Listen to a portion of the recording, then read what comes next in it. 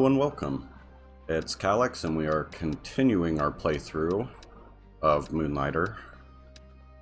When we left off last time, I had entered into the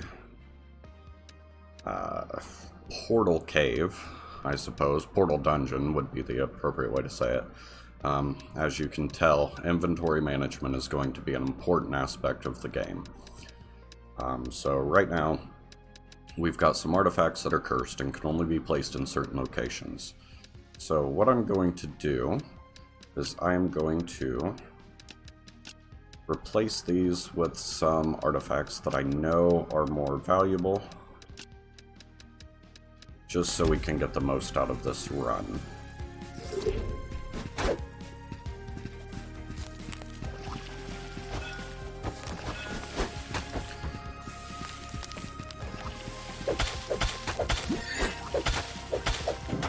So that guy is going to steal our artifacts.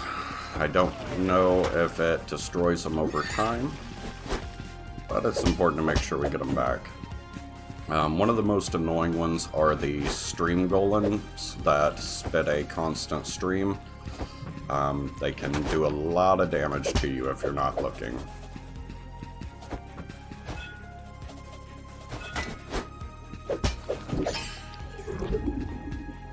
It is important to keep an eye on your potions and manage those as well.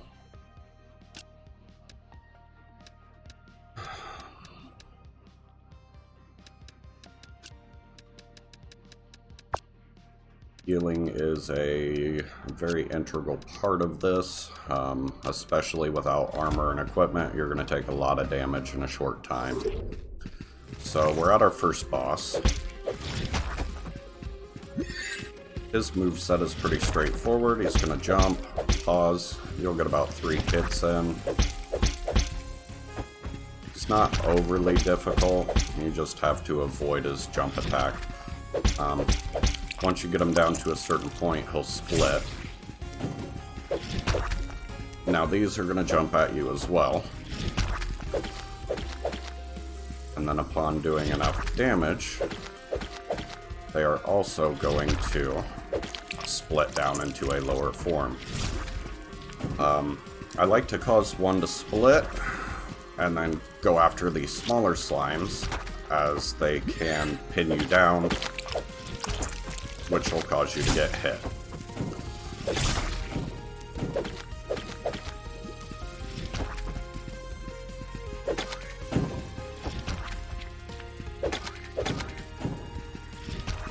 So basically just keep dodging, break down the smaller ones, get them out of the way.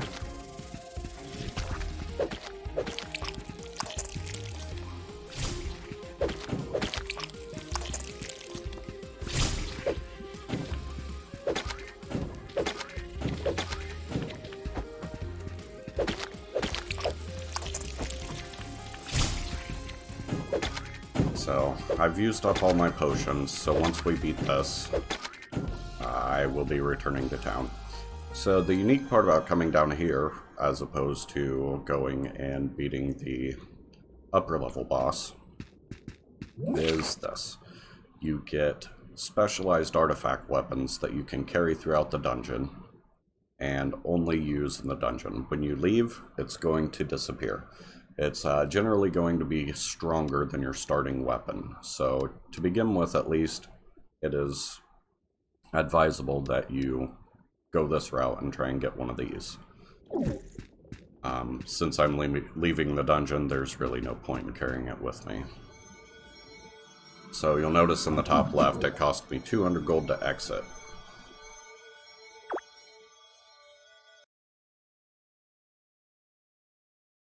Once you successfully progress through and clear one floor, which I probably should have done prior to teleporting out, you actually get a mirror, which will allow you to deconstruct items for gold. So in the event that you enter into a dungeon and don't have enough gold, it is a perfect way to get enough to allow you to safely teleport out without risking losing everything. So we are going to save some broken swords. I know I'm going to need those to upgrade equipment. I'm going to need some foundry rests as well as some fabric. Rich jelly is used for potions, so I'm going to save those. Iron bars, whetstones, and teeth stones, I believe, are also used for crafting. And then, of course, our empowering crystals are used for enchanting equipment. However, I do want to at least make sure that I'm completing my journal and have one of every item in my sell log so I know what it's worth. I'm gonna need hardened steel, but for the purpose of pricing, I'm going to go ahead and sell one. So it looks like we've got one of every item. So I'm going to start with things that I know I've already sold. As you can see, our golem core was underpriced. So we are actually going to up that to 95 and see if we can get anything done with that. We have not sold any ancient pots, but it's one above crystallized energy. I think 110 is about the max for the crystallized energy, so I'm going to start this off at 125. And we're going to put 2 of those in. It's helpful because it will remember whatever your last sell price was. So you don't have to keep adjusting it for every single time you put a new item in. Sorry, every time you put the same item in. So we already knew our crystals were good priced. Now that she's taken those, we are going to place in our gold runes. We need to check and see where they are. So hardened steel, you can safely say goes for around 275. We are going to make our sell price 300 on the golden runes. This aspect of the game isn't overly exciting. It's a lot of just walking back and forth between the tables, making sure you're throwing your stuff in there and keeping the sales moving. However, while not exciting, I think it adds a lot of flavor to the game, and I personally appreciate the fact that it is a mechanic of the game. So we don't know about our ancient pot yet, so it's going to be hard to gauge the foundry rests. Somewhere in between 275 and 110. So I'm going to try 135 and see how that works.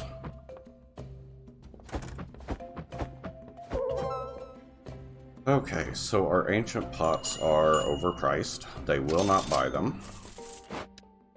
So we're going to have to adjust those down. I'll take it down to 105. I think 105 may be a little low. We're going to go with 115 on those. Now I know vines are the bare minimum on the guidebook here, so we're going to start off with 3 gold. Really not even worth selling it, but your inventory will fill up. So that face is basically saying he was displeased, and 115 is a little high, but it's not so much that he won't buy it. So we're gonna drop it down to 105, see if that will give them a little more a positive reaction to it. Water lamp is below 275, so we're gonna start it off about 230 and see what the reaction is on that. And then with hardened steel,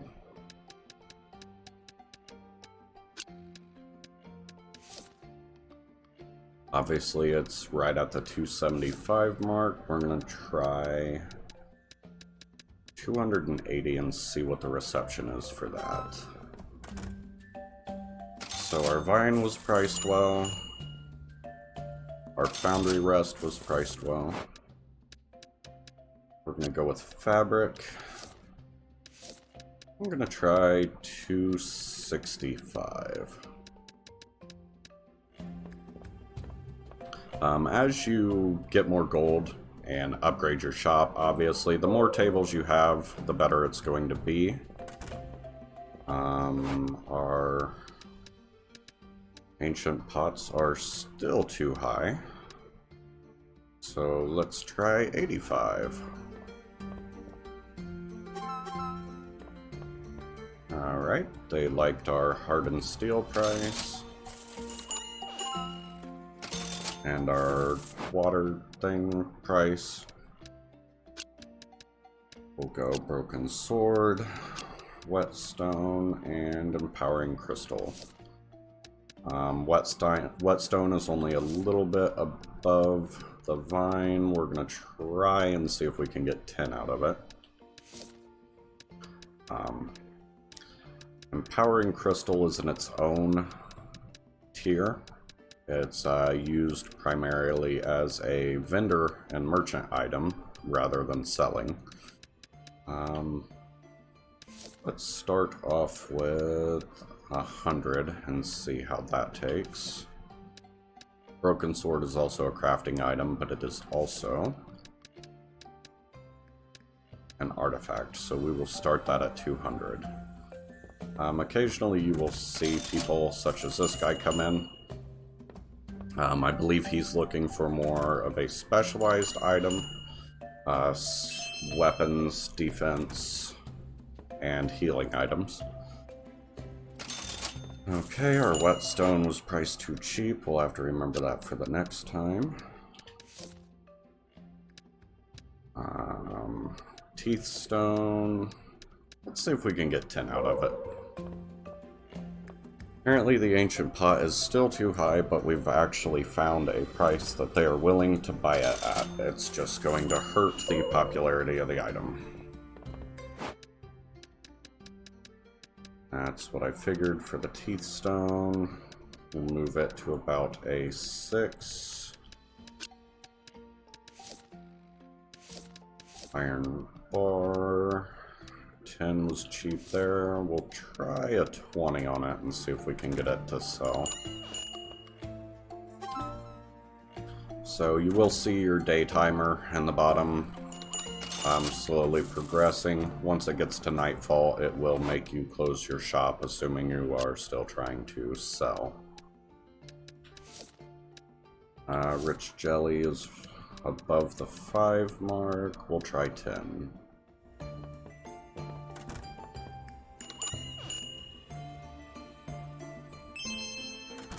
Iron bar was priced too cheap. Teeth stone was priced well. And the jelly is way too expensive. So we'll sell this. Cut the price of the jelly in half. And put our last 2 items in. We've got a root, which is just below the whetstone, but above the teeth stone. I'm going to price that at a 10. And then we've already sold some water spheres. You'll notice we sold it for way too cheap. So let's try about an 85 on that.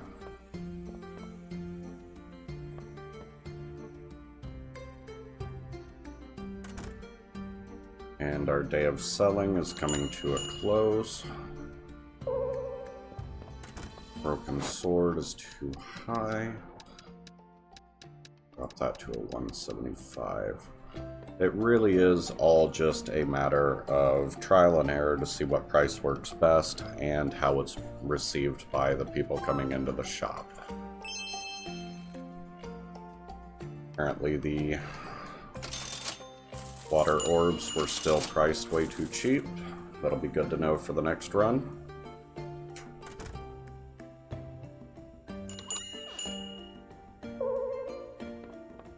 Our sticks are too high.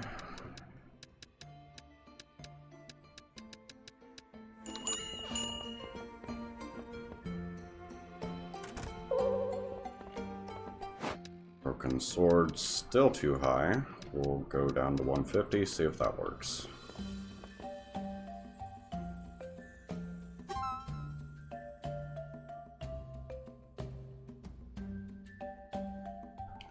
Again, even the lower priced items, while I wouldn't recommend selling all of them, it is important to know what price you can get just so you're not cluttering your inventory too much. Once you get the mirror, obviously, you can dump some of those. So we had a very productive day. We clocked in at almost 4,900 gold, which brings us up to close to a 5,200 total.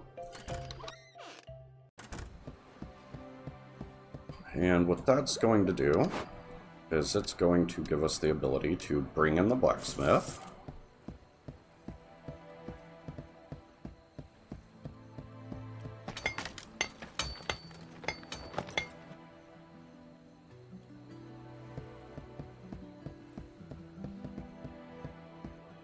And it is also going to give us enough gold that we can bring in our potion maker and enchanter.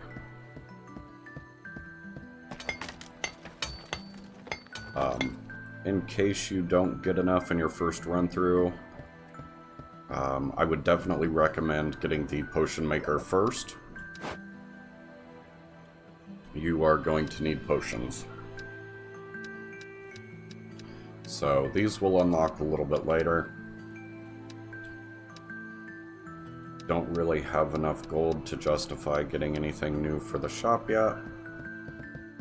So we'll swing over to the blacksmith, see if we can upgrade or craft any equipment.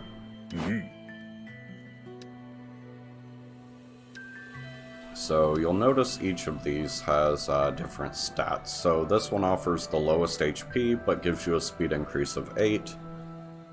This one offers medium tier HP, but does not do anything to your speed. And then you've got the heavy, which offers the greatest amount of HP and a speed reduction.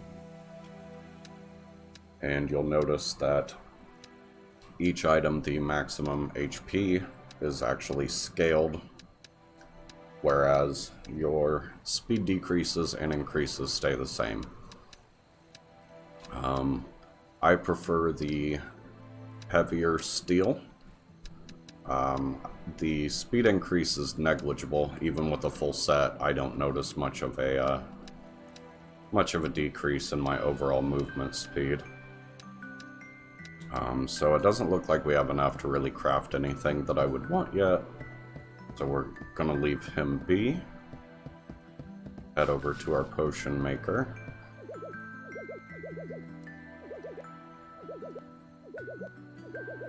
So she offers the ability to enchant your armor and weapons. It takes your power crystals, but it increases the overall attack and defense, and I believe HP. So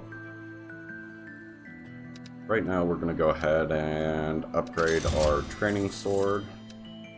You can upgrade at multiple tiers for more increases. I do not know if it carries over when you are crafting upgrades for your equipment. Next up, we're going to make ourselves some potions. So you'll notice the jelly that we kept. You can use it in conjunction with gold to buy potions at a cheaper rate, or you can buy them outright for more than double the cost. So saving the jelly is definitely the way to go.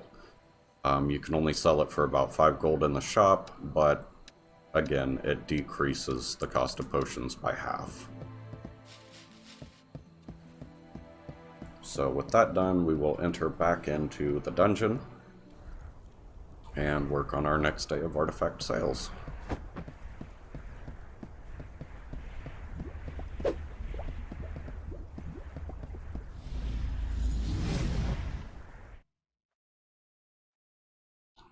So you'll notice coming back into the dungeon, layout is going to be different, mob placements are going to be different, chests, everything is going to be completely randomly generated so that you get an entirely new experience.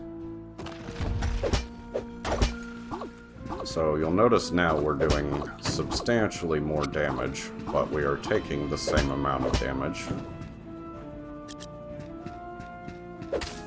As we saw, our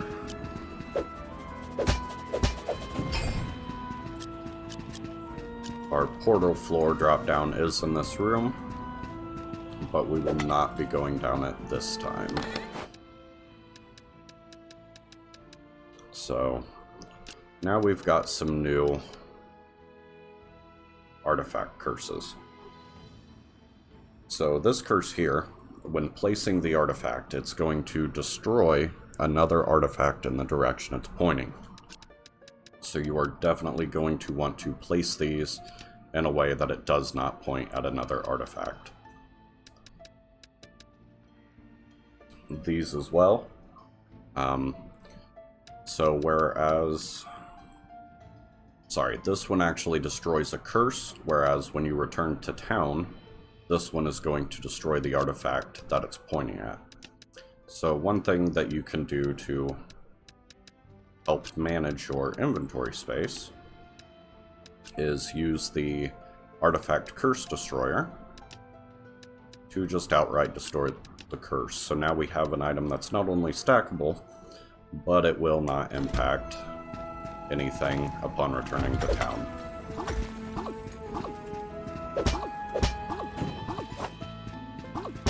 Still going to continue using the broom on these guys so we don't get hit.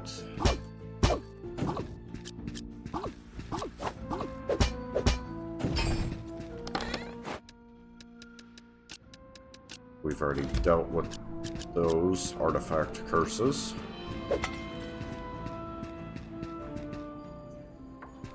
Okay, so the healing pond, that means our boss is going to be up in the next room. I'm going to go ahead and explore this out.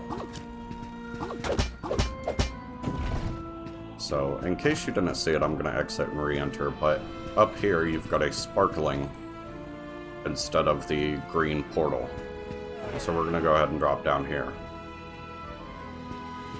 This is actually new for me. I've not seen this one. There's a few different things that this could be. So obviously this is an artifact for golem history. The possible outcomes I've seen so far is a specialized chest that anything you place in that chest is immediately returned to town, which is wonderful for inventory management. You can clear out your entire inventory.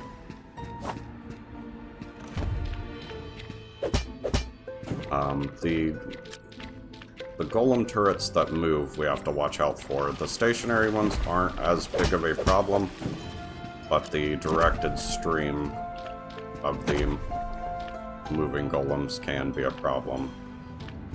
I messed up horribly, so I'm hoping we don't die here.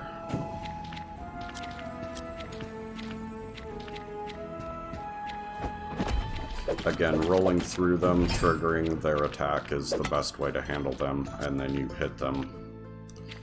So what I forgot to do was you actually have to equip your potions in order to be able to use them. The only way to equip them is to open your inventory, which you cannot do in combat. So it's important to make sure that you keep your potions equipped. So we've got it destroys an artifact upon returning to town, and one that breaks a curse. So right now the most important thing we can do for inventory management is break that curse. That allows us to stack that. Also allows us to stack our foundry rests.